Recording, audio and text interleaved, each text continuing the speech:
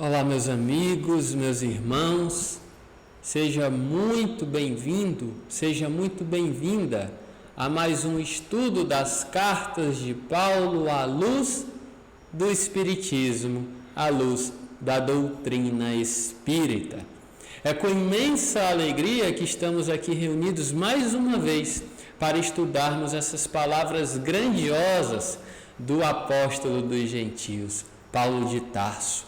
E hoje, olha só, vamos já estudar o capítulo 9 da carta de Paulo aos Romanos. Já estamos chegando no capítulo 9, está passando muito rápido e é sempre uma alegria estarmos juntos, bebendo, comendo desse manancial divino, que são essas palavras do apóstolo Paulo para todos nós, para o tempo dele e para a posteridade. Tanto é que estamos aqui estudando essas palavras.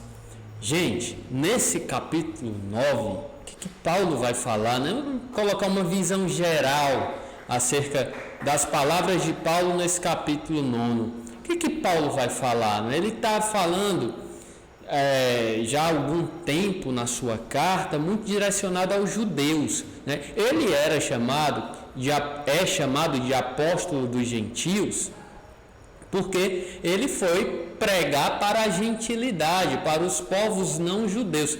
Só que lá em Roma, Paulo encontrou um grande número de judeus e também um número considerável de gentios. E aí ele aproveita e escreve bastante para os judeus ali de Roma. E nesse capítulo 9, ele é inteiramente voltado aos judeus. Por quê? Porque Paulo tinha sido judeu e ele escreve com conhecimento de causa. Ele sabe quais são os equívocos do judaísmo daquela época. Ele sabe porque ele tinha sido judeu. E um judeu ferrenho, um judeu destacado.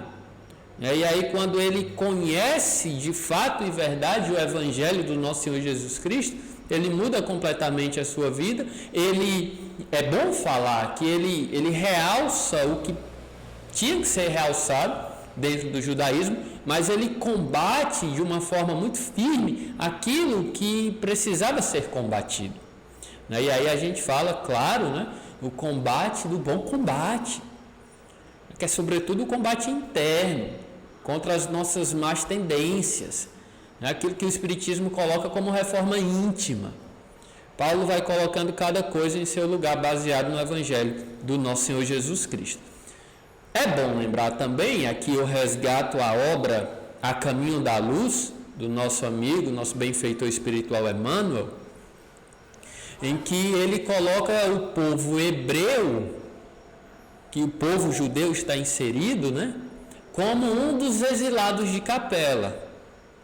Um dos povos que tinha vindo de outro orbe para a terra, porque possuía alguns problemas muito sérios a serem resolvidos. E o Emmanuel nos coloca que o problema do povo hebreu, e aí a gente insere, né, os judeus da época, um dos problemas muito sérios é que conheciam a palavra de Deus, mas não utilizavam no seu dia a dia. Eles deturparam de uma maneira muito complicada a palavra de Deus. Eles interpretavam a palavra de Deus de uma maneira totalmente equivocada. Eles conheciam as letras, mas não buscavam o sentido espiritual da palavra de Deus. E aí deixaram o seu orgulho dominar. Usavam a palavra de Deus, por exemplo, para apedrejar pessoas. Foram derrotados por seu orgulho. Isso Emmanuel fala no livro A Caminho da Luz. E o Paulo de Tarso ele vai falar sobre essa questão nesse capítulo 9 da carta aos Romanos. Então vamos lá. Lembrando, gente, nós estamos, nos baseando na obra O Evangelho por Emmanuel, comentário às cartas de Paulo, tá? Mas nesse capítulo 9, o Emmanuel ele não faz nenhuma referência a nenhum versículo desse capítulo 9, mas não é por isso que nós não vamos pular ele. Não, claro que não. Nós vamos continuar, né, a sequência da carta. Nós estudamos a carta na íntegra, né? E aqui estamos no capítulo 9. E no primeiro versículo do capítulo 9, né, ele coloca que Israel tinha a base. Por que Israel tinha a base? Justamente por aquilo que o Emmanuel nos colocou no livro A Caminho da Luz. Israel conhecia as leis de Deus, pelo menos uma parte delas. Muitos outros povos do planeta Terra sequer tinham ouvido falar de algumas leis divinas. Mas Israel não. Israel, o povo israelita, conhecia a letra da lei. Mas tinha esse problema que não buscava o sentido espiritual das palavras usadas por Moisés, por exemplo. Nesse sentido, Paulo iria dizer que a letra mata e o espírito vivifica. E aqui nos primeiros versículos, Paulo vai dizer: digo a verdade em Cristo, não minto, dando testemunho comigo a minha consciência no Espírito Santo. Tenho grande tristeza e incessante dor no meu coração. Por quê? Porque Paulo, ele tinha sido judeu, inclusive a sua família toda era judia. Aí, não por isso ele iria mentir. Ele diz: olha, eu digo a verdade, eu não minto. A minha verdade está em Cristo. Está na minha consciência. Mais ou menos assim, a consciência é o meu guia. Chico escreveu isso, né? E aí os espíritos vão responder a Kardec: onde está a lei divina? Está na consciência de cada um. Então Paulo ele diz: olha, eu tenho a minha consciência no Espírito Santo. Tenho grande tristeza e incessante dor no meu coração. Por quê? Por que Paulo estava triste? Por que Paulo sentia essa tristeza e essa dor incessante no coração? Ele vai responder: pois eu mesmo desejaria ser anátema, ou seja, ser excomungado, separado de Cristo, por amor de meus irmãos, meus compatriotas segundo a carne, os quais são israelitas, de quem é a adoção, a glória, as alianças, a promulgação da lei, o culto de Deus e as promessas, de quem são os patriarcas e de quem descende o Cristo segundo a carne, o qual é sobre todas as coisas, Deus, bendito para sempre. Amém. O que Paulo quis dizer com isso? Por que ele tinha essa tristeza e por que ele falou tudo isso? Por que ele desejaria ser excomungado pelos seus irmãos? Olha a grandiosidade desse espírito. Ele diz que desejaria até ser apartado do Cristo se servisse de alguma coisa para que seus irmãos fossem recuperados, para que seus irmãos israelitas compreendessem o significado e o sentido do Evangelho. A dor e a tristeza que Paulo sentia era porque via os seus irmãos israelitas que tinham sido adotados por Deus, que poderiam ser glorificados por Deus, a quem tinha sido feita a aliança entre Deus e a humanidade, através da Arca da Aliança, a quem tinha sido promulgada a lei de Deus, através dos 10 mandamentos. Não foi ao povo israelita? Foi.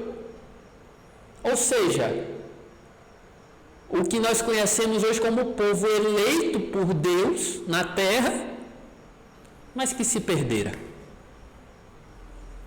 que tinha falseado as leis divinas, que tinha deixado o seu orgulho prevalecer sobre o verdadeiro sentido das leis divinas, que usava essas leis divinas para apedrejar as pessoas. Paulo diz que preferia ser apartado do Cristo em troca de que seus irmãos compreendessem o verdadeiro significado das leis divinas. E aí a gente compreende, né, a doação, a grandeza desse Espírito. E aí Paulo ele vai continuar dizendo, né, agora ele vai falar desse Israel, desses israelitas da carne.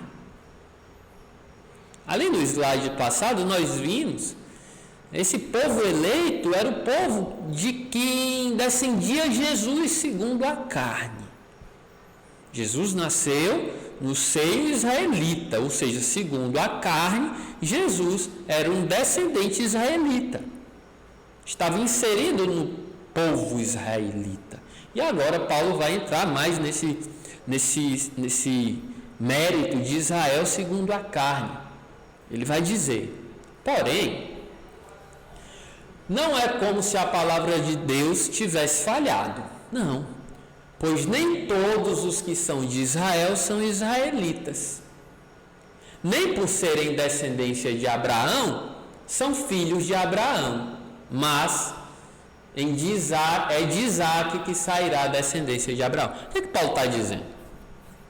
Que não é porque a pessoa nasceu no seio israelita que vai ser um israelita.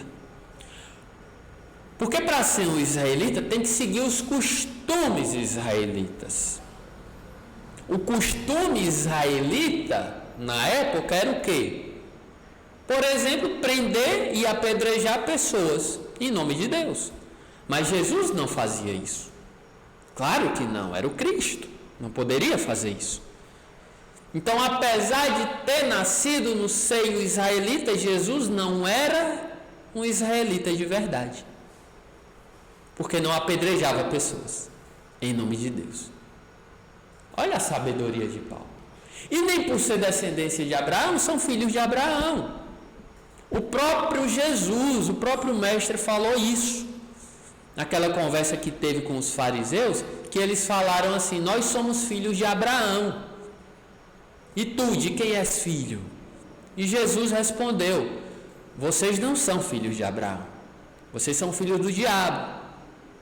Porque se vocês fossem filhos de Abraão, vocês fariam as obras de Abraão. Vocês são filhos do diabo, numa linguagem muito característica da época, claro, né? Porque o diabo foi homicida desde o princípio, e vocês são homicidas. Então nós somos filhos daqueles que nós praticamos as obras. Por isso que para eu me considerar um filho de Deus, apesar de saber que foi Deus quem me criou, mas para eu ser considerado de fato e verdade um filho de Deus, eu tenho que praticar as obras de Deus. É por isso que Jesus se declara na terra o Filho unigênito de Deus, porque Ele é o único na terra que pratica em verdade as obras de Deus.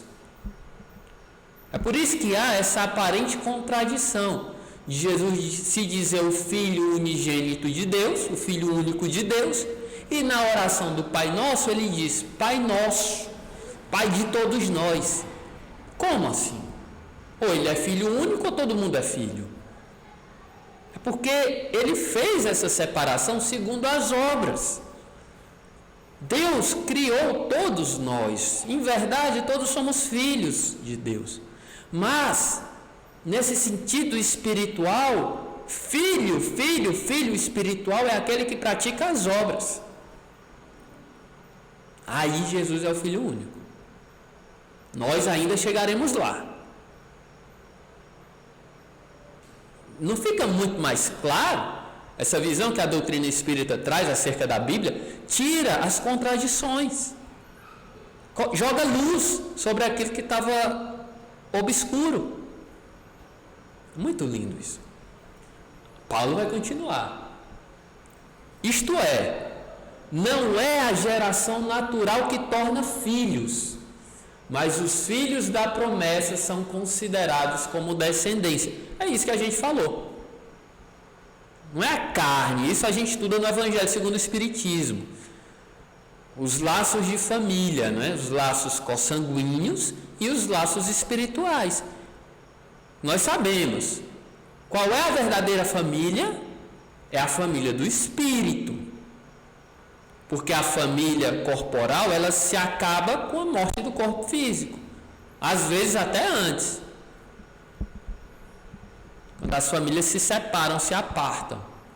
Mas a família espiritual, essa não se aparta. Essa é a verdadeira e sobrevive às reencarnações. É isso que Paulo está dizendo.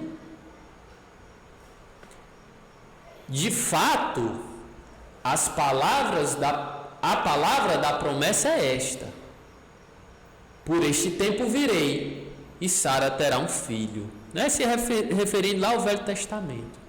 E não somente isto, mas Rebeca concebeu de um só homem, de Isaque, nosso pai. Aí Paulo falando aos judeus que tinham muito esse conhecimento acerca das escrituras do Velho Testamento, mostrando que não é laço consanguíneo, é laço espiritual. É laço espiritual. Aí vem toda aquela ramificação, né, de Isaque, de Israel, de Sara, a origem das 12 tribos, né? É uma questão muito antiga. Vem a apartação, a separação da Samaria do restante das tribos de Israel. Israel ainda, as 12 tribos, as 10 tribos de Israel ainda muito presas à questão do exclusivismo. Por isso que se separaram da Samaria, as outras duas tribos, e que viam a Samaria como impuros, porque se misturaram consanguinamente com outros povos, olha, esquecendo ou ignorando que os verdadeiros laços não são os de sangue, mas são os laços espirituais.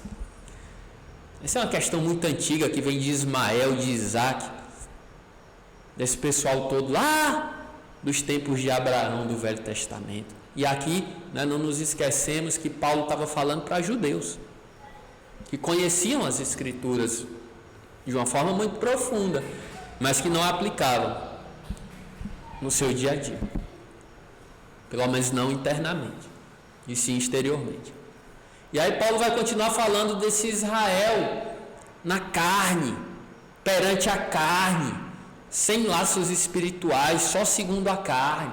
Paulo vai dizer: quando os filhos dela ainda não haviam nascido, de Sara, né, os gêmeos, ainda não haviam nascido e nada tinham feito de bem ou de mal, isso para que ficasse confirmada a liberdade da escolha de Deus, dependendo não das obras, mas daquele que chama. Então foi dito a Rebeca: o mais velho será servo do mais novo, invertendo a ordem das coisas, como diz a Escritura: amei a Jacó mais do que a Esaú, invertendo a ordem do primogênito, tirando essa questão da consanguinidade, das tradições de sangue, que o mais novo deveria ser servo do mais velho. Não, aqui Paulo vai lá nas escrituras que os judeus conheciam tão bem e diz: olha, você está vendo?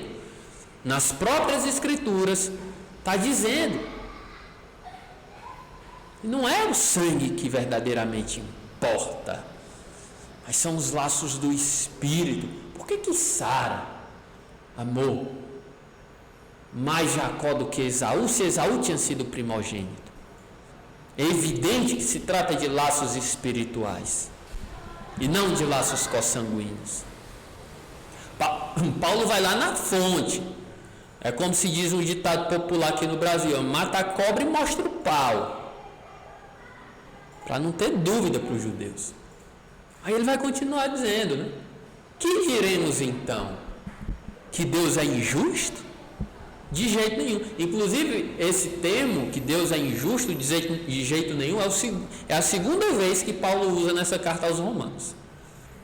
Deus é injusto? De jeito nenhum. Aqui já entrando na questão da soberania, da liberdade de Deus. Deus, ele pode tudo.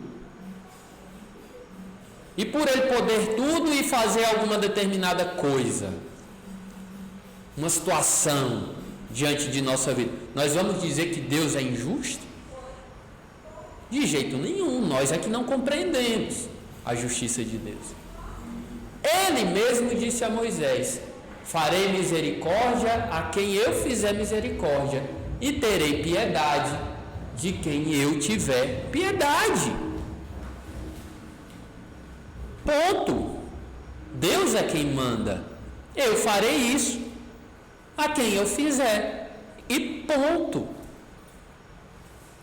É por isso que o maior mandamento é amar ao teu Deus de todo o teu entendimento, porque tem coisa de Deus que você não vai entender, e Deus vai fazer mesmo assim, mesmo que você não entenda, mesmo que eu não entenda, porque nós agora vemos em parte, nós não conseguimos abarcar toda a situação. Deus consegue. E em alguns momentos Deus vai precisar dizer isso para a gente: olha, eu vou fazer misericórdia a quem eu fizer misericórdia, ponto. É como a gente falando para um filho nosso: ah, você não pode fazer isso, meu filho. Por quê, pai? Por que não? Deus estava tratando com crianças espirituais. Portanto, Paulo continua, a escolha não depende da vontade ou do esforço do homem, mas da misericórdia de Deus. Olha só, Paulo trazendo agora não um Deus que diz assim: olha, é isso porque é e ponto porque eu sou mau, porque eu sou vingativo. Não. É isso porque é e ponto porque eu sou misericordioso com você. Você não entende agora, mas lá na frente você vai entender. Eu estou agindo com misericórdia. Filho, não suba na cadeira. Por quê, pai? Por que não? Mas depois, quando ele estiver maior, você explica, porque senão você vai cair. O princípio de Deus é o amor e não a vingança. Paulo está dizendo, a escolha é baseada na misericórdia. Que escolha? A escolha de Deus para a nossa vida. O que entra e o que sai da nossa vida é baseado na misericórdia, no amor de Deus. O amor. Lembra das palavras de Jesus? Se vós, sendo maus, vós sabeis dar boas coisas aos vossos filhos, quanto mais vosso Pai que está no céu. Paulo continua. Por isso a Escritura diz ao faraó, vai lá de novo para o Velho Testamento: eu fiz você nascer precisamente para mostrar em você o meu poder e para que o meu nome seja celebrado em toda a terra. Portanto, Deus usa de misericórdia com quem Ele quer e endurece a quem Ele quer. E aí, como que nós devemos interpretar isso? À luz da doutrina espírita, se nós sabemos que Deus é amor para todos, porque a atenuação das nossas penas depende da misericórdia de Deus, e o endurecimento das nossas penas, por mais que a princípio seja um ato de vingança, mas não é. O endurecimento das nossas penas é porque é necessário naquele momento. É necessário. Você não vai tratar uma Madre Teresa de Calcutá, Deus não vai tratar ela da mesma forma com que Deus trata o pior criminoso da terra. Apesar de amar os dois indistintamente. Veja só, Deus ama Madre Teresa da mesma forma que ama o pior criminoso da terra. O amor de Deus é imutável. Mas o tratamento de Deus é diferente. Evidente, cada um segundo suas obras. Tem situação que o pior criminoso da terra precisa passar, que Madre Teresa não precisa mais passar. Então Deus usa de misericórdia com quem ele quer e endurece com quem ele quer, baseado, claro, no seu amor.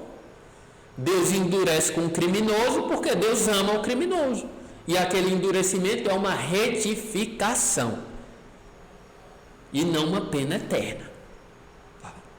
Bom deixar claro. Paulo continua, né, nesse arcabouço da soberania, da liberdade das escolhas de Deus. Paulo vai dizer: você me dirá então, por que Deus ainda se queixa? Quem pode resistir à vontade dele? Por que Deus se queixa do povo escolhido? Isso era resgatando lá do Velho Testamento, né?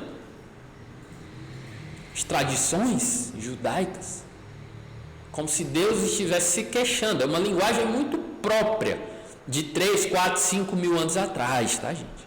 Como se Deus estivesse se queixando. Mas quem é você, homem, para discutir com Deus? Por acaso o vaso de barro diz ao oleiro: por que você me fez assim? Quem somos nós para discutir a soberana vontade de Deus? Quem somos nós para brigar com Deus? É isso que Paulo está dizendo. Quem é você, homem? Frágil, falível, imperfeito, para discutir com a perfeição absoluta, com o amor absoluto. Isso está inclusive no livro dos Espíritos. Vós não podeis nem sondar algumas outras questões de Deus que estão aí fora, e que vós não tens a capacidade de abstrair no momento.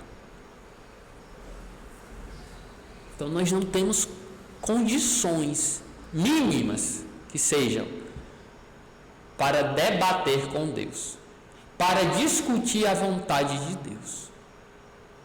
É isso que Paulo está dizendo. É isso que a doutrina espírita nos diz também. Por acaso o oleiro é aquele homem que faz o vaso de barro, né? Por acaso o oleiro não é dono da argila para fazer com a mesma massa 2 vasos? Uma para uso nobre, por exemplo, o corpo de Jesus Cristo, e outra para uso comum, o nosso corpo? Deus não teria essa liberdade? Quem sou eu, né, para discutir isso? Ora, Deus quis manifestar a sua ira e mostrar o seu poder, suportando com muita paciência os vasos da ira, já prontos para a perdição. E aqui a visão da doutrina espírita é fundamental. É imprescindível para que a gente entenda essa linguagem que Paulo utilizou. Ira é um termo muito próprio do Primeiro Testamento, que os judeus estavam acostumados. Nós, dentro da doutrina espírita, compreendemos perfeitamente essas palavras de Paulo. Nós sabemos que ira não é um atributo de Deus. Deus não sente ira, porque Deus é amor pleno, puro, 100% puro. O amor que é 100% puro não sente 0,1% de ira.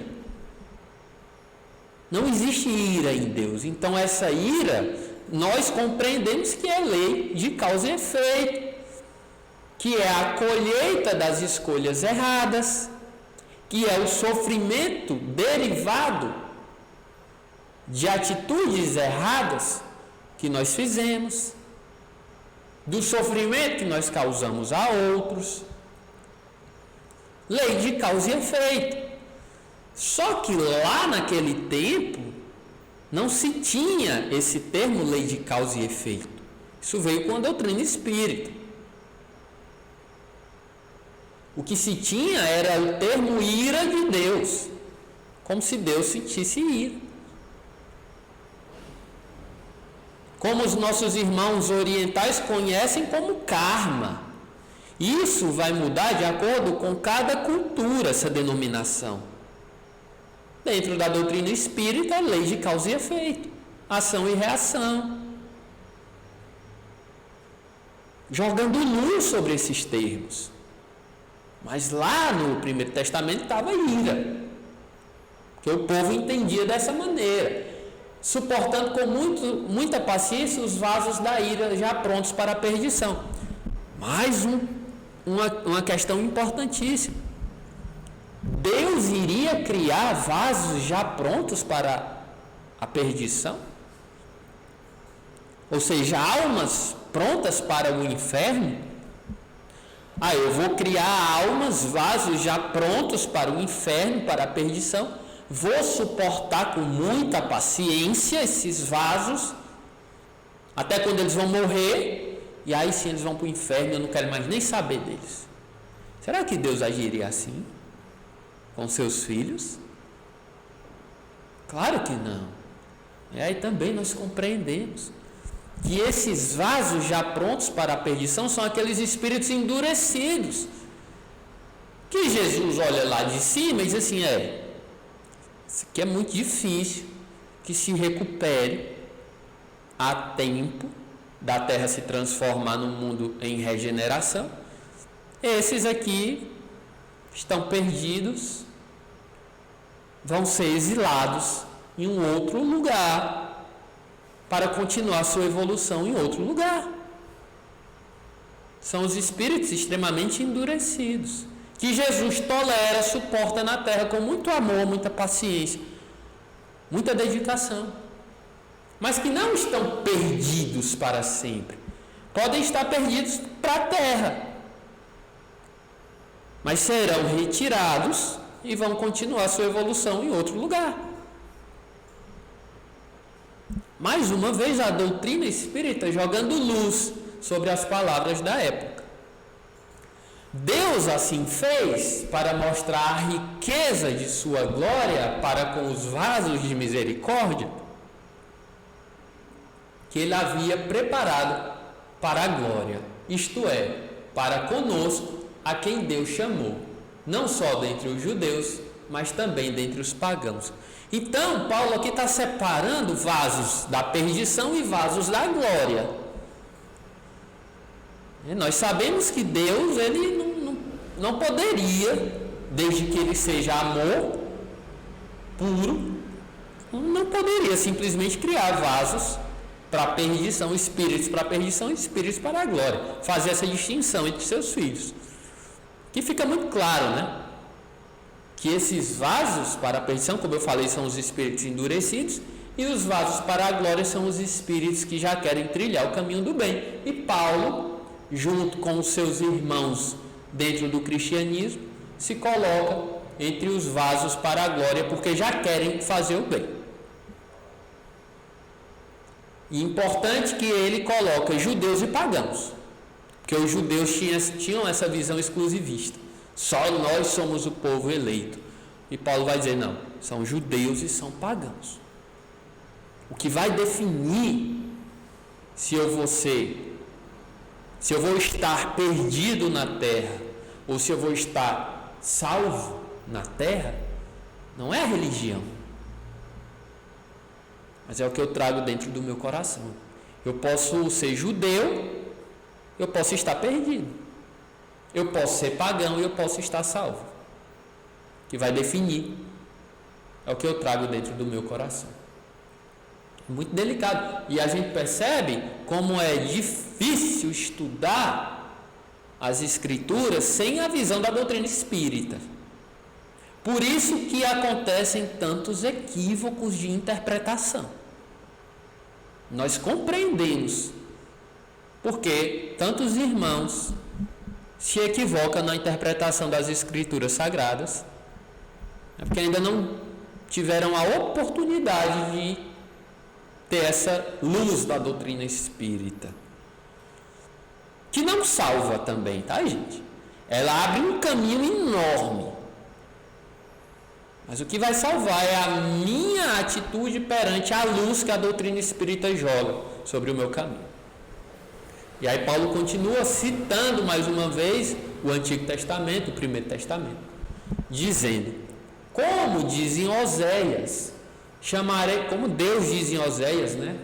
Chamarei meu povo àquele que não é meu povo, e amada àquele que não é amada. Ou seja, sairei daquele meio hebreu e chamarei todos. Todos. Dentro e fora do meio hebreu. Porque a salvação está para todos na terra, independente da religião.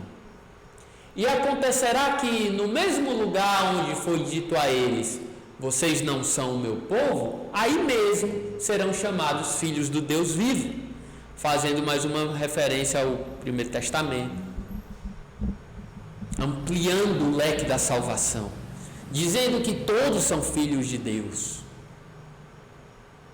e não apenas um povo escolhido. E quanto a Israel, Isaías proclama: mesmo que o número dos israelitas seja como a areia do mar, o resto é que será salvo. Olha uma profecia aí. Olha uma profecia. Não era o povo de Israel unicamente que seria salvo, mas todo o resto da terra, que fizesse a vontade de Deus, é claro. Porque Deus cumprirá sua palavra sobre a terra com plenitude e rapidez. E ainda como Isaías, outro profeta do Primeiro Testamento, havia predito: se o Senhor dos exércitos não nos tivesse deixado uma descendência, ficaríamos como Sodoma e nos tornaríamos como Gomorra, né? Aquelas duas cidades que foram destruídas por conta das iniquidades dos seus habitantes.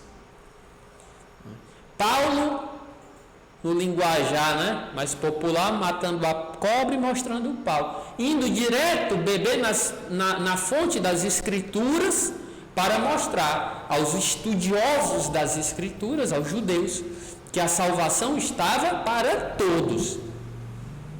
A palavra de Deus era para todos e não apenas para eles, tirando desse orgulho exclusivista, né? E aí Paulo, finalizando, né, ele vai tratar do erro de Israel. Estava escrevendo para israelitas, falando, né, dos erros deles, dizendo: que diremos então? Os pagãos que não procuravam a justiça alcançaram a justiça. Mas que justiça? A justiça da lei escrita, que os israelitas conheciam tão bem? Não. Alcançaram a justiça da fé. Porque apesar de não conhecerem a lei escrita dos israelitas, eles praticavam a justiça, que é a verdadeira justiça de Deus, a justiça da fé. Eles não conheciam o mandamento escrito: amai ao próximo como a ti mesmo. Mas eles praticavam, mesmo sem conhecer a lei escrita, eles praticavam. Por isso que alcançaram a salvação. Ao passo que Israel procurava uma lei escrita que lhe trouxesse a justiça, mas não conseguiu essa lei. Por quê? Porque não a procurou através da fé, mas através das obras. Apedrejavam as pessoas, esbarraram na pedra de tropeço, conforme diz a Escritura. O que a Escritura diz? Velho Testamento: eis que eu ponho em Sião uma pedra de tropeço, uma rocha de escândalo, mas quem acreditar nela não será confundido. Quem conseguir ver que aquela rocha, aquela pedra é uma pedra de tropeço, esse não será confundido. Como Paulo viu a tempo as bobagens que estava cometendo quando ainda era Saulo. Viu que estava esbarrando numa pedra de tropeço, numa pedra de escândalo, e não foi mais confundido. Agora, aquele que deixa o orgulho lhe cegar, aquele orgulho exclusivista, aquela vaidade tola, esse vai esbarrar na pedra de tropeço e fatalmente vai ter que recomeçar a sua caminhada em outras moradas da casa do Pai. Tal qual ocorreu com o povo hebreu vindo de Capela para a terra. Esbarraram no orgulho e na vaidade. Que não cometamos mais os mesmos erros. Nós temos uma grande misericórdia de Deus atuando sobre nós, uma grande misericórdia de Jesus atuando sobre nós, porque nós temos o Primeiro Testamento, nós temos o Segundo Testamento, através do nosso Senhor Jesus Cristo em pessoa, e nós temos a doutrina espírita, trazida pelo Espírito da verdade, Jesus, e promulgada pelos seus emissários. Temos tudo isso a nos orientar. Será que nós ainda vamos esbarrar na velha pedra de tropeço? Será?